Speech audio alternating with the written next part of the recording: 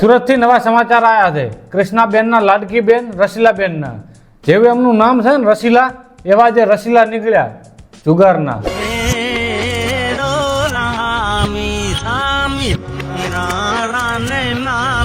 કોણ કહે છે ઇન્ફ્લુએન્સર પૈસા નથી કમાતા?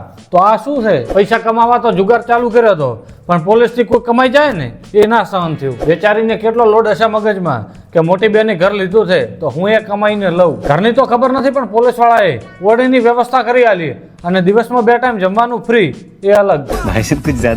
હમણાં ગીર સોમનાથમાં પણ એક ઇન્ફ્લુએન્સર જુગાર રમતા પકડાણો હતો, રોયલ રાજા. યાર શું ધાર્યો છે તમે? હવે તમે પ્રોફેશનલ જુગારી બની જો યા ફિર ઇન્ફ્લુએન્સર, આમ બંનેમાં ભેગું નહીં થાય અને અમારી ઇજ્જત કાઢશો એ બોનસમાં. તું ચૂપ રે બાબા, તું ચૂપ રે. સમાચાર વાળા પણ મારાથી વધારે વ્યૂના ભૂખ્યા છે. પકડાઈ છે રશ્મિ પટેલ અને સમાચાર વાળા ટાઇટલ મારે છે સંસ્કારની વાતો કરતી ઇન્ફ્લુએન્સરની બેન જુગાર રમતા પકડાણી. ગજબ બેइज्जती है. કૃષ્ણાબેને કહેતા હશે મેરે કો ક્યું તોડા. કૃષ્ણાબેન રખોલી આખા ગામમાં મોટી મોટી વાતો કરે છે. ગામ કહેવાનું જ છે ને કે આખા ગામમાં સંસ્કારો વેચ્યા, પણ દીદી ઊંધી ના પહોંચાડ્યા. કે પછી મારી જેમ બંને બહેનો મોટી મોટી વાતો જ કરો છો? जोर जोर से बोल के लोगों को स्कीमें बता दे. એવું તો નથી ને પૈસા આપણા કરોડપતિ કૃષ્ણાબેન ના હોય અને જુગાર રમવા ગયા હોય જુગાર એક્સપર્ટ રસીલાબેન. कुछ तो गड़बड़ है, जरूर कोई ना कोई गड़बड़. સમાચાર વાળા અને મારા જેવા કૃષ્ણાબેન પાછળ પડ્યા છે કે સંસ્કારની મોટી મોટી વાતો કરે છે અને ઘરમાં શું ચાલે છે. પણ દોસ્તો કૃષ્ણાબેન એમના ઘરે રહે છે, રશ્મિબેન એમના ઘરે રહે છે અને તમને તો ખબર છે કે તમે શું શું કરો છો એ તમારા ઘરનાને ખબર છે નહીં. તો કૃષ્ણા રખોલિયાએ આખા ગામમાં ફોકસ કર્યો હોય ને તો ઘરમાં ધ્યાન ના રહ્યું હોય, સ્વાભાવિક છે. તો એમાં કૃષ્ણાબેનનો શું વાંક છે? શા માટે ટ્રોલ કરો છો? જો બેચારા કૃષ્ણાબેનને એમની બેન પકડાણી ને તો લાગી આવ્યું છે, સ્ટોરી મૂકી છે દુઃખમાં. શું વાત છે બોસ? રસ્તાએ અચાનક વળાંક લીધો છે, લાગે છે કે જીવન ગ્રોથ કરશે અને ટેગ કર્યું છે એમની બેન રશ્મિ વેકરિયા. દીદી રસ્તા અચાનક વળાંક લે ને તો ગ્રોથ ના થાય, ડાયરેક્ટ ક્રેશ થાય.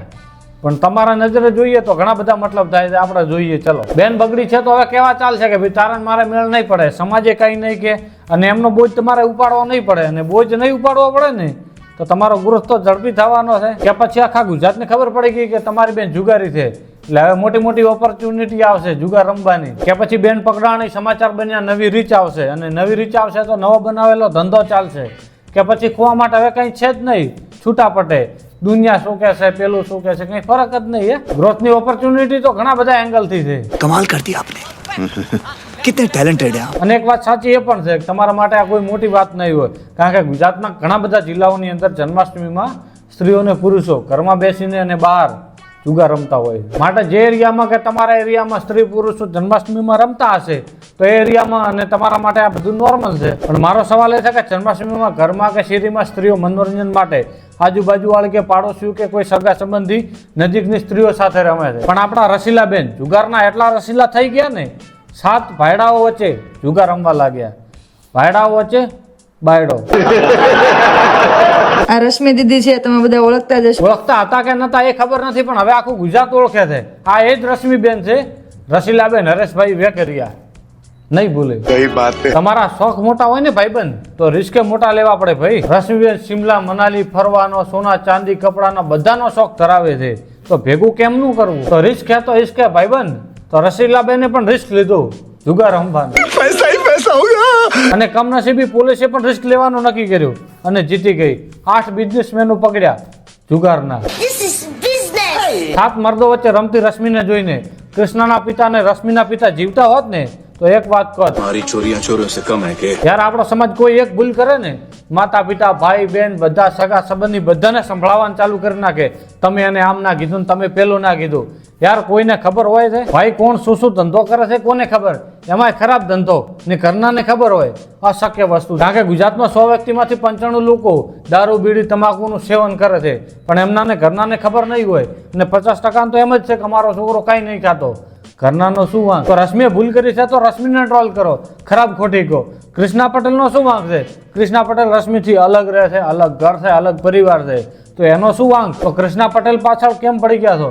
જેની ભૂલ છે એને જિમ્મેદાર સમજો. અને તમને તો ખબર છે કે હાથીને દેખાડવાના અલગ હોય, ચાવાના અલગ હોય, તો સમજદાર બનો અને સારું જીવો. અને સોશિયલ મીડિયા ઉપર આખું જીવન નથી બતાવતા. આખો દિવસ 24 કલાકમાંથી 40 મિનિટ જ બતાવતા હોય છે, તો 40 મિનિટથી તમે કોઈને જજ ના કરો. આનાથી ખોટું હોઈ શકે. તો અહીંયા કૃષ્ણા પટેલ એકલાની વાત નથી. દરેક સોશિયલ મીડિયા ઉપર દેખાડતી વસ્તુ દરેક વ્યક્તિ કેટલો સાચો છે ખોટો છે સોશિયલ મીડિયાથી નક્કી ના કરી શકો. માટે સમજદાર બનો, દેખાડવાના સમજીજો અને ચાહવાના કેટલા છે સમજો, ના સમજો તો એને ઇગ્નોર કરો. અને હા, આવા લોકોને તમે જે છે ને જે ફેક મોટી મોટી વાતો કરે છે એમનાથી દૂર રહો.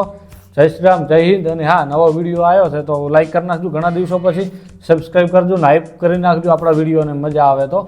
અને હા, નવા એવો તો સબસ્ક્રાઈબ કરી લેજો. જય શ્રી રામ, જય હિન્દ, લવ યુ.